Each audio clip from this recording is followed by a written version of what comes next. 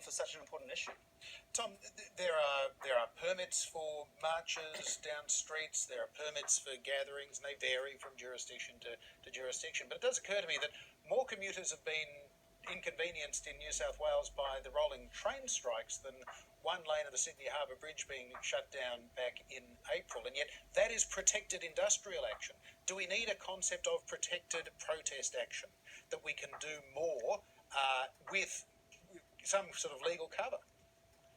Perhaps I'm open to ideas like that, but I guess I echo Brad's comments. I think it is absolutely outrageous that someone should serve any time in prison for what is fundamentally a peaceful protest. I just think open and shut. I happen to think that this particular protest is probably, in a way, deeply counterproductive to the cause. I think it did frustrate a lot of people. I'm not sure if it was the most effective protest, but to me that is completely irrelevant. I think it's really important that we safeguard, whether it means some sort of structure like for protected industrial action or not, that we find some way to safeguard this. I just want to pick up on Dominic Perrottet's comments there that if somebody threatens our way of life, they should have the book thrown at them.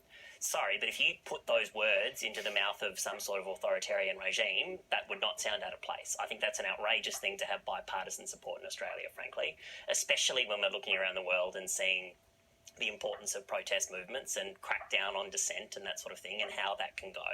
When we had a Prime Minister earlier, in his term in government, the last Prime Minister, who said that we should be thankful that our protests here are not met with bullets, that shouldn't be our attitude to peaceful protest. It should be by default that these things are allowed and celebrated.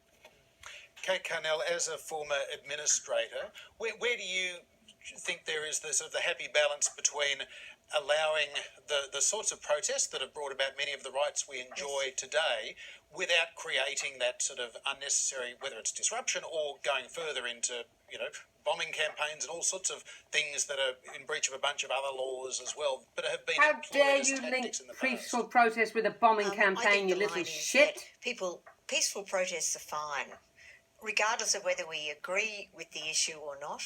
I'm solidly supportive of climate change, much more action on climate change.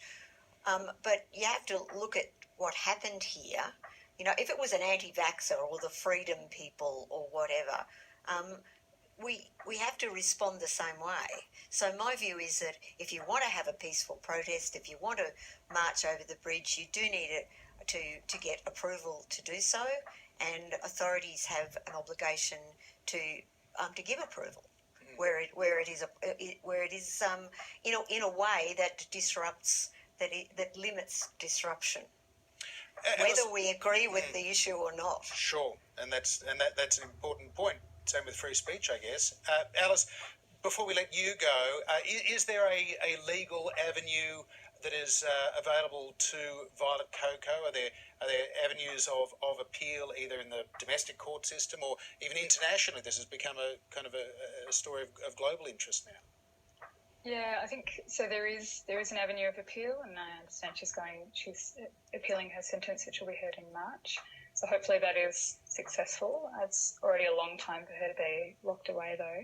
I just want to bring it back to that point around permit systems, though. So we vehemently oppose any situation or any laws that require protesters to have permits from the police or from the government in order to be able to host protests.